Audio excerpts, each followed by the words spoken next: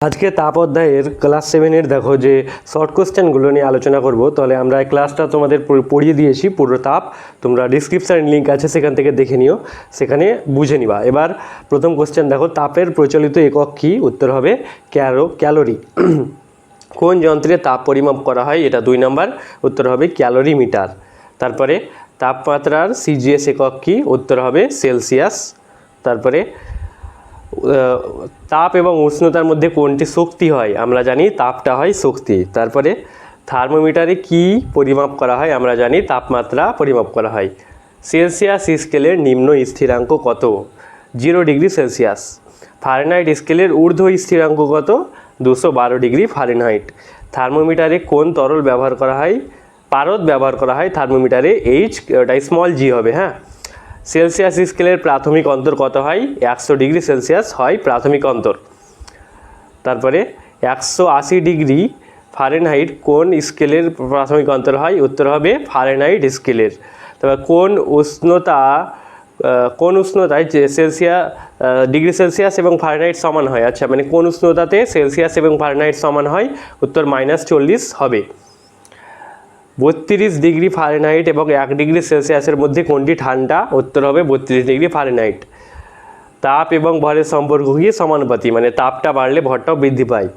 উষ্ণতার এসআই একক কি? উত্তর হবে কেলভিন, মানে উষ্ণতার এসআই একক কেলভিন। উষ্ণতার স্কেলে যে মান পাওয়া যায় তাকে কি বলা হয়? মানে যে মান পাওয়া যায় তাকে কি বলে? পারদ সূত্র, মানে পারদ সূত্রেও পাওয়া যায় মানটা। একটি বস্তুর ভর দ্বিগুণ করলে তাপের কি পরিবর্তন হয়? তাপটা দ্বিগুণ হয়। একটি বস্তুর উষ্ণতা বৃদ্ধিতে তাপের কি পরিবর্তন হয়? সেটা উত্তর বৃদ্ধি পায়। ক্যালোরি কিসের একক? উত্তর হবে তাপের একক ক্যালোরি। জলের কঠিনীভবনের লিনতাপ কত? সেটা হয় 80 ক্যালোরি পার গ্রাম।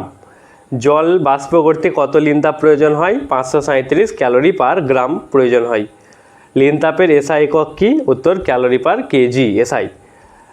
কোন তাপে উষ্ণতার পরিবর্তন হয় না? উত্তর লিনতাপে উষ্ণতার পরিবর্তন হয় না।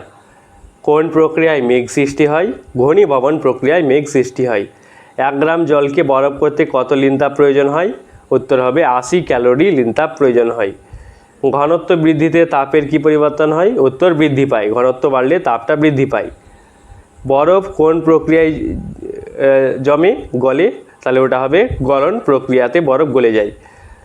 তারপরে কোন ফুল তাপের প্রভাবে ফোটে? উত্তর হবে বাবলা বা রাধাচূড়া ফুলগুলো তাপের প্রভাবে ফোটে। তারপরে কোন প্রক্রিয়ায় মাটির কলসি ঠান্ডা থাকে? উত্তর বাষ্পীভবন প্রক্রিয়াতে মাটির কলসিগুলো ঠান্ডা থাকে। কোন লিনতাপে জল জমে যায়? উত্তর কঠিনীভবনের লিনতাপে জল জমে যায়। কোন প্রাণী ঘন লোমের মাধ্যমে ঠান্ডা থেকে বাঁচে? উত্তর মেরু ভালুক বাঁচে। ঘনীভবনে তাপের কি পরিবর্তন হয়? উত্তর হ্রাস পায়। বাষ্পীভবনের জন্য কিসের প্রয়োজন হয়? উত্তর হবে লিনতাপের প্রয়োজন হয়। তারপরে কোন প্রক্রিয়ায় জিনিস কঠিনে পরিণত হয়? উত্তর কঠিনীভবন। দেখো, এগুলো সবচেয়ে ইম্পর্টেন্ট কোশ্চেন। তো তাছাড়া আরও অনেক কোশ্চেন তোমরা ক্লাসে পেয়ে যাবা, সেই ক্লাসগুলো তোমরা দেখতে থাকো, ডিসক্রিপশানের লিঙ্ক আছে, চ্যানেলটি সাবস্ক্রাইব করো। কোন তাপ অনুভব করা যায়? উত্তর হবে বোধগম্য তাপ, যেটা অনুভব করা যায়। সেলসিয়াস এবং ফারেনহাইটের সম্পর্ক কী হবে? C/5 = F-32/9। কোনো বস্তুর তাপের পরিমাপ করতে কি ব্যবহার করা হয়? ক্যালোরিমিটার ব্যবহার করা হয়। তারপর কোন লিনতাপের প্রভাবে তরল বাষ্প হয়? বাষ্পীভবনের লিনতাপের প্রভাবে। উষ্ণতা এবং তাপের সম্পর্ক কি? উত্তর সমানুপাতি হয়। পারদের কোন ধর্মের কারণে সেটা থার্মোমিটার ব্যবহার করা হয়? প্রসারণশীলতা।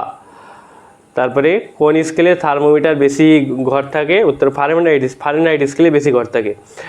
ভিডিওটি লাইক করে চ্যানেলটি অবশ্যই সাবস্ক্রাইব করো। হ্যাঁ, কোন স্কেলের পারদসূত্র 0 থেকে শুরু হয় না? উত্তর ফারেনহাইট স্কেলের।